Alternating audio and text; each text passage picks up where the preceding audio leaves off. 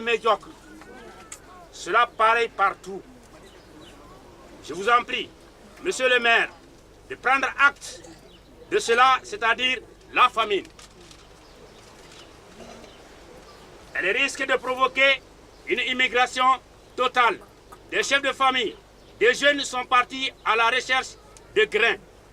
Donc, un problème atroce. Monsieur le maire, pouvez-vous seul exécuter tous ces problèmes? Non. Ensemble.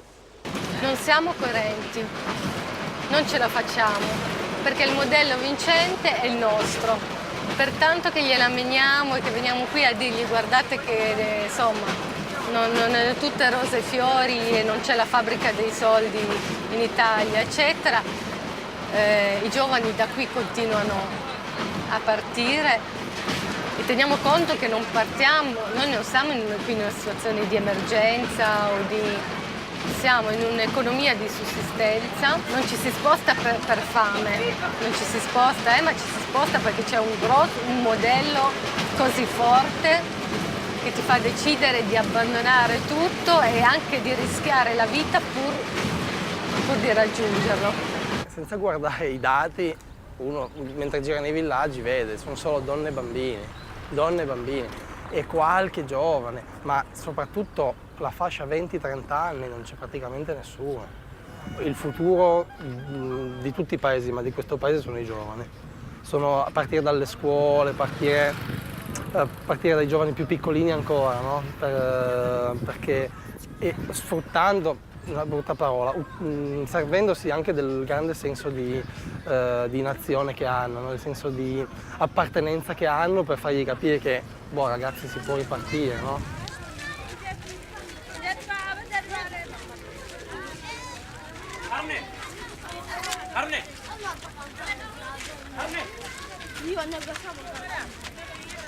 Soyez les bienvenus.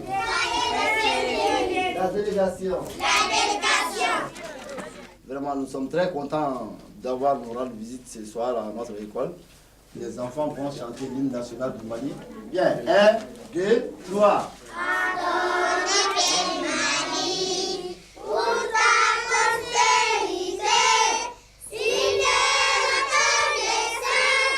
L'inscription au Mali est à la solde de la population. Quand on arrive à un certain niveau, tel qu'au lycée, les enfants qui ont une bonne moyenne au lycée, c'est l'État qui les prend en charge.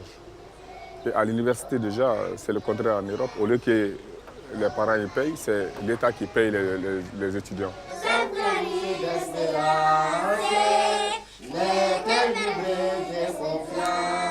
Oh, mais il y a plus de filles que de garçons. Pour la première fois, il y a plus de filles que de garçons. Il y a à peu près 11 filles contre 9 garçons. Ça, c'est quelque chose qui est à encourager. On n'a pas de tableaux. Les bics et cahiers. Partout, le personnel enseignant est confronté à des problèmes de ce genre. Manque de cahiers, manque de bics. La réussite est vraiment, dans ce cas, un peu difficile, vraiment. Au niveau de la commune, le taux de scolarisation il est environ 34-40%. Quant au niveau des adultes, bon, le taux d'analphabétisme était à peu près à 90%. Bon, le pourcentage des enfants qui partent à l'école, si tu prends les centres comme Bamako, c'est très élevé. Mais en Brousse, ils ont une mentalité, il faut que les enfants soient là pour cultiver. Donc il faut qu'on essaye, les communes essayent d'enlever cette mentalité de la tête des parents.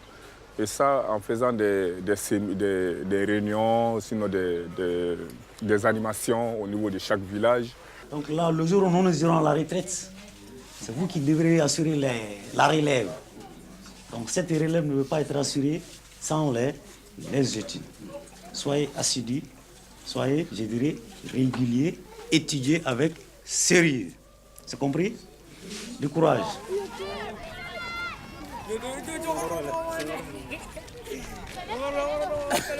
Gli edifici sono, questo che è la scuola nuova, che è una bella struttura fatta in cemento, quindi questa è proprio nuova. Poi da dietro abbiamo visto tre appartamenti di 3 insegnanti.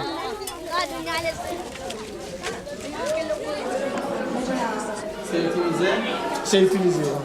C'est cette classe. L'année prochaine, 2. Après 2010, les 3. Voilà.